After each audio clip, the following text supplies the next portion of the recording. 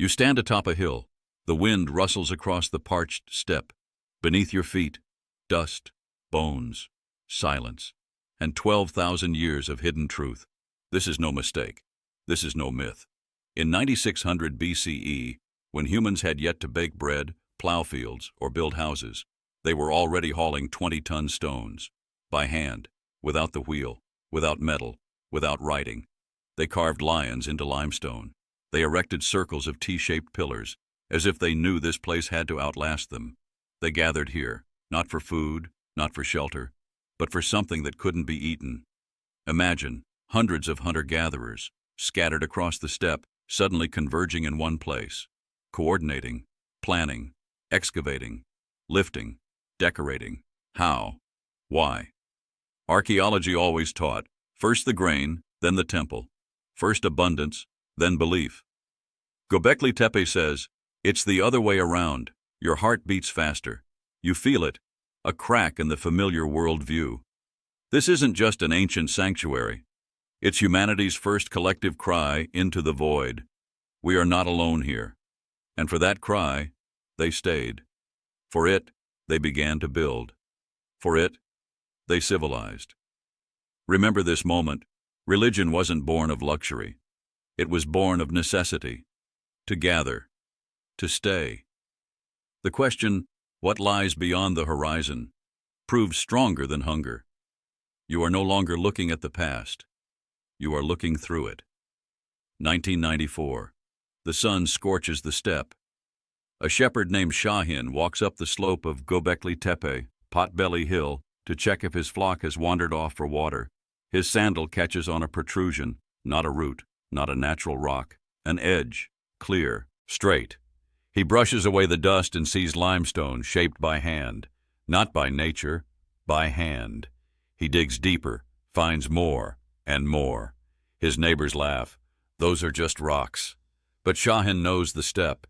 He knows rocks don't hide underground. He calls the Şanlıurfa Museum. His voice trembles. There's something carved here. The call lasts 70 seconds. That's enough to blow up 200 years of archaeology. Can you imagine? One man, no degree, no grants, not even a shovel, and the world is already changing. Klaus Schmidt arrives. German, eyes like a hunter's. He has walked these lands for decades. He knows every mound, every pottery shard. But here, silence. No pottery, no hearths, only pillars, T-shaped, like gates to nowhere. On them, lions, scorpions, vultures, not scribbles, a system, a code. He doesn't say perhaps. He starts to dig. 2,000 man-hours, 30 tons of earth, and then a circle, 12 pillars, connected by benches, as if waiting for guests, 12,000 years ago. Do you know that feeling? When everything you believe suddenly isn't true? Archaeologists in Europe laugh. Nonsense, they write in journals. Hunters don't build temples. No wheat, no power, no power, no projects. But Schmidt doesn't argue. He digs, because the earth speaks, and the earth doesn't lie. In 1996, the first carbon samples, sent to the lab. The molecular clock inside each piece shows 9600 BCE. Silence. Then, an explosion. Imagine, you've spent your life learning that fire is the result of rubbing sticks. Then you find a lighter in a dinosaur lair. That's how the scientist felt. This isn't a dating error. This is a reboot. Göbekli Tepe is not an exception. It's the rule, a rule that states, people gathered not for bread, but for a question. And as you look at these pillars, you're not looking at ruins. You're looking at the moment humanity first decided, we are more than just surviving. Remember Şahin's face. He opened the door. And you're already inside. 995. A lab in Heidelberg. Gloved hands place a tiny piece of charcoal into a machine. The molecular clock inside it is already counting millennia. The air is like glass. Someone holds their breath. A hum. Numbers on the screen jump. Stop. 9,600 years BCE. Do you know that feeling? When everything you considered a foundation is suddenly sand? This isn't just a date. It's a verdict. A verdict on all of archaeology. The pyramids of Giza? Infants. Stonehenge? A youth. And Göbekli Tepe, the grandfather of all temples, 5,000 years older. Imagine you find a smartphone in a layer where the wheel hadn't even been invented. That's what this result looked like. Impossible, absurd, and undeniable. But the most terrifying thing is the context. The builders of Göbekli Tepe didn't know wheat, didn't know sheep, didn't even know a clay pot. They hunted, gathered roots, slept under the open sky. And yet, they carved lions, hauled 20-ton pillars, built circles, as if rehearsing the beginning of the world. How? Not by force, not by technology, by faith. You stand by a pillar. On it, a scorpion. Not an ornament. A warning. This isn't art. It's a covenant. A covenant with something that lives beyond the visible. Your heart beats faster, because you understand they weren't building a temple for gods. They were building it to keep from losing their minds. In a world where every shadow is a predator and the sky is silent, they needed to create order. At least a stone one. And here's where it gets interesting. If you're not a farmer, you can't feed an army of workers. If there's no writing, you can't transmit blueprints. If there's no king, who commands? The answer is simple. No one. They came by themselves, from different tribes, with different languages, but with one fear and one question: what awaits us after death? This isn't religion as an institution. This is religion as survival. Your palms sweat. Because you see, civilization didn't begin with bread. It began with a nightmare, and with an attempt to carve it into stone so it would stop haunting their sleep. Remember this moment. You're not looking at antiquity. You're looking at a mirror, and in it, the same fear, the same hope, the same question that 12,000 years ago made hands in the dust pull a rope. We didn't become civilized to build temples. We built temples to become human. Imagine you're standing in the dust. Your hands are calloused. Your back burns. Before you, a stone, 20 tons, the equivalent of 3 elephants, and you pull, not for land, not for power, for the lion's eye carved on its side, without wheels, without metal, without writing, only ropes of vine, levers of oak, and the belief that the world is watching and waiting for an answer. This isn't construction. It's ritual in motion. Every tug, a prayer. Every step back, a bow. Do you feel the earth trembling beneath your feet? It's not an earthquake. It's 200 bound. People simultaneously pulling one pillar, from different tribes, in different languages, but with one pulse. This is how Göbekli Tepe was built. 8 hectares of stone, 200 megaliths, 20 circles, like eyes staring at the sky. In the center, 2 T-shaped pillars, hands folded on their stomachs, as if in prayer. This isn't abstraction. These are people, turned into stone. On them, lions, scorpions, boars, not chaos, not decorations, a system, a code, a language without letters. And here's where it gets interesting. Not a single image of a sheep, not a single ear of wheat, only wild beasts, those that can kill in a second. Why? Because in 9600 BCE, humans didn't control nature. They pleaded for its mercy. This isn't a temple of power. It's a temple of terror. Have you ever woken up in a cold sweat from a nightmare? Now imagine your entire people live in such a dream, and the only way to stop it is to carve the monster into stone, so it stops haunting. Do you know that feeling? When fear becomes so dense that you can touch it? That's exactly what happened here. They weren't building for fame. They were building to survive, not physically but spiritually. And the most chilling thing, no one lived here. No hearths, no houses, no garbage. Only stones and silence. This isn't a city. It's a meeting place. Nomads came here once a year, like a pilgrimage, brought food, slaughtered animals, and left, leaving behind not garbage, but meaning. Remember this moment. Civilization doesn't start with wheat. It starts with a question. What watches us from the darkness? And the answer, not in words, but in stone, You stand by a pillar. Your palm touches a lion's fang. And you understand, we haven't changed. We're still pulling the rope, still afraid of the darkness, still looking for eyes in it. Archaeologists dig. A year, 2, 5. They look for huts, pits, clay pots, traces of life. Nothing. Only circles. Only gazelle bones. Hundreds. Thousands. Only fire pits, around which, perhaps, they sang, danced, slit the throats of beasts. No houses. No streets. No cemeteries. Imagine you find a cathedral in the desert, without a city, without a bishop, without parishioners, only stone, and the wind that remembers voices. Have you ever felt silence become louder than a scream? That's the kind of silence around Göbekli Tepe. This isn't a settlement. It's not a fortress. It's pure ritual. Paleobotany says, they ate wild grains here. Zoo archaeology whispers, meat, only game. But no granaries, no sheep in pens, no bones of domestic dogs. People came, once a year, maybe once a generation, like a pilgrimage, brought food, shared it, looked into the eyes of the lions on the stone, and left, leaving behind not garbage, but meaning.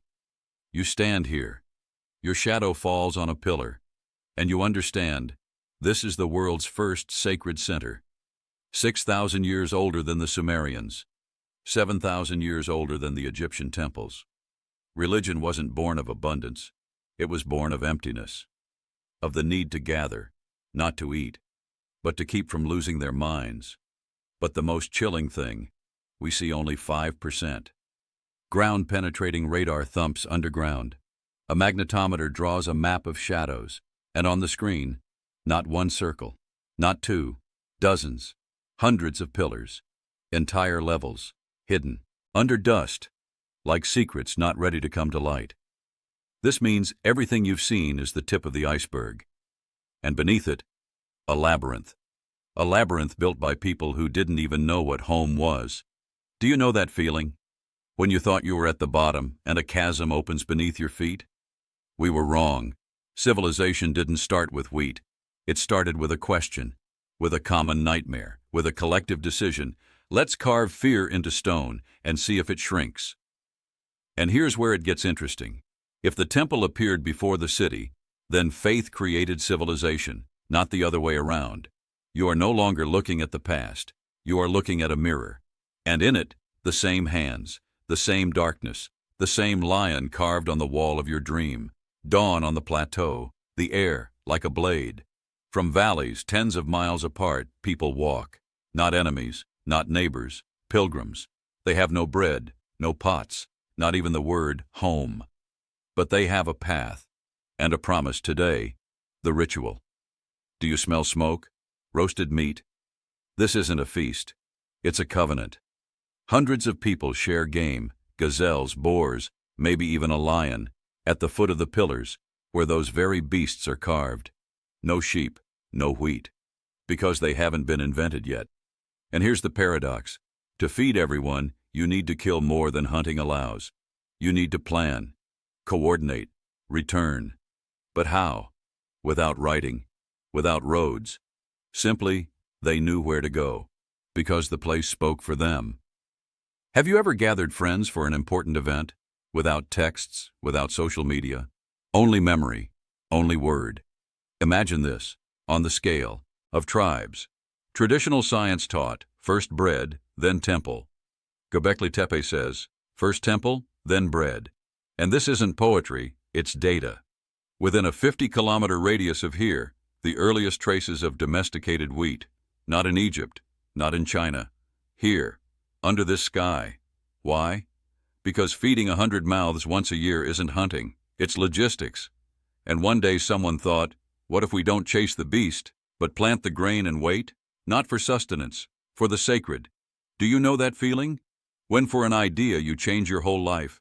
And here, a geographical knockout. 30 kilometers from here, Sayonu, Nevaluchori, the first agricultural villages, 8500 BCE, right after Göbekli Tepe's sunset.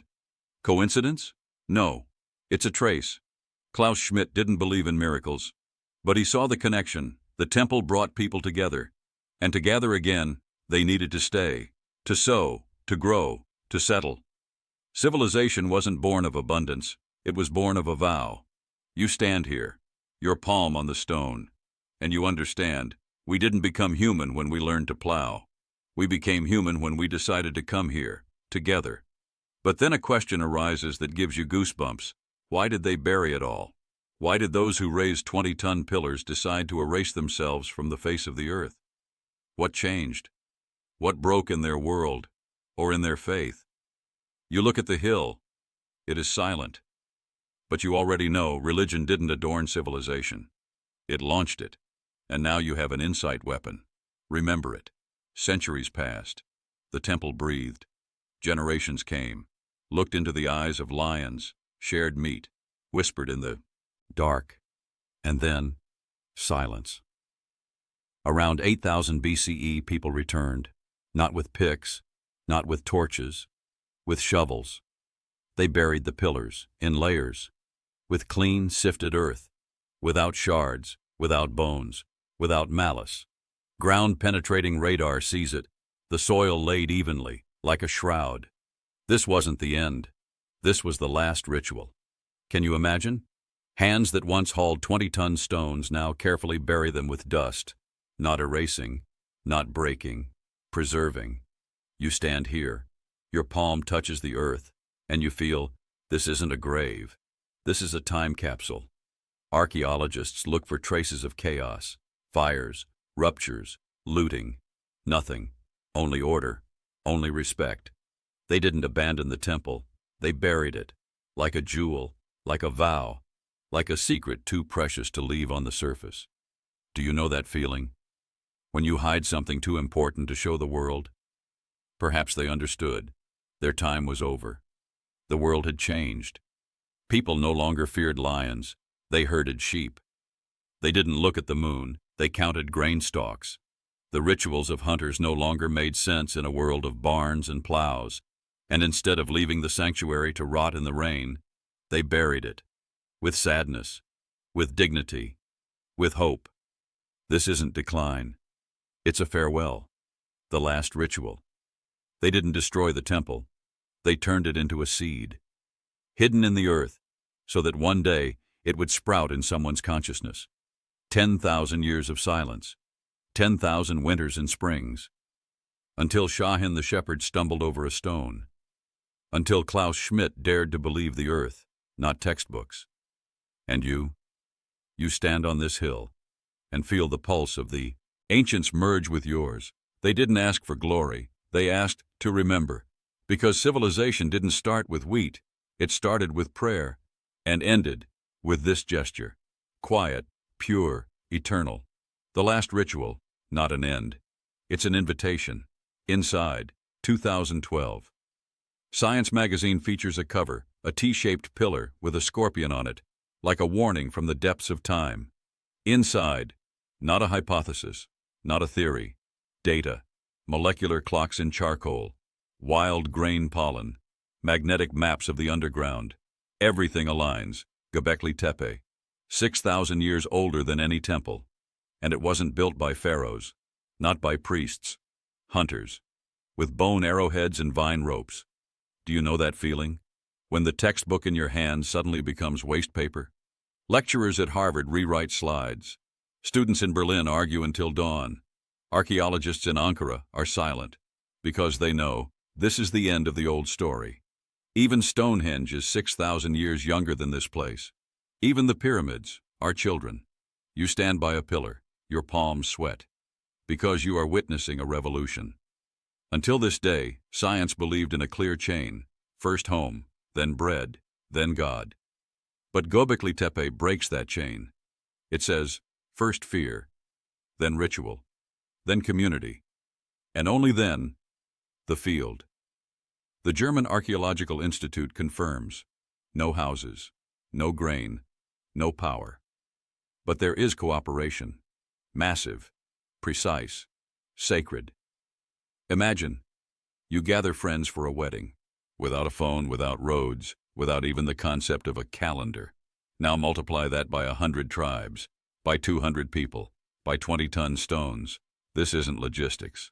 This is faith as technology. And here's where it gets interesting. Bread didn't create civilization. Purpose created bread. Because to return here, they had to stay nearby, to sow, to grow, to settle. You look at the steppe, and you understand we are not looking for food. We are looking for meaning, and food is just a byproduct. But the most chilling thing, you see only 5%. Beneath your feet, 8 hectares of shadows. The magnetometer draws 200 megaliths. Entire halls. Stairs down. Symbols, repeating like letters. Perhaps even the beginnings of writing. Not for counting, but for prayer. Do you know that feeling? When you thought you knew the beginning, and it's just beginning? Every new layer, not just stone. It's a challenge to your understanding of humanity. We didn't become human when we learned to survive. We became human when we asked, why? And their answer lies beneath the dust. Waiting. You stand here. Your heart beats to the rhythm of a 12,000-year-old prayer, and you understand, history is not over. It has just begun, anew. Look here, this is not the past. This is a mirror, and in it, your question. It didn't all start with bread, but with a question. You stand here, and your feet touch the same earth as 12,000 years ago. Şahin the shepherd stumbled. Klaus Schmidt believed. And the earth told its story. They didn't know wheat, didn't know sheep, didn't even know how to make a pot. But they knew they needed to gather, to carve a lion into stone, to pull 20 tons of limestone, not for power, but to see in another person's eyes the same fear. The molecular clocks in the charcoal don't lie. 9600 BCE. Not a single domestic animal on the reliefs, only wild ones, those that tear flesh in an instant, because the world back then was toothy and silent. People came here not to live, but to remember. They shared gazelle meat, built fires, looked at the pillars as if they were alive, and then left, leaving behind not garbage, but meaning. And the strangest thing, they buried it all, cleanly, carefully, like a holy relic. Around 8000 BCE, not out of hatred, but out of respect.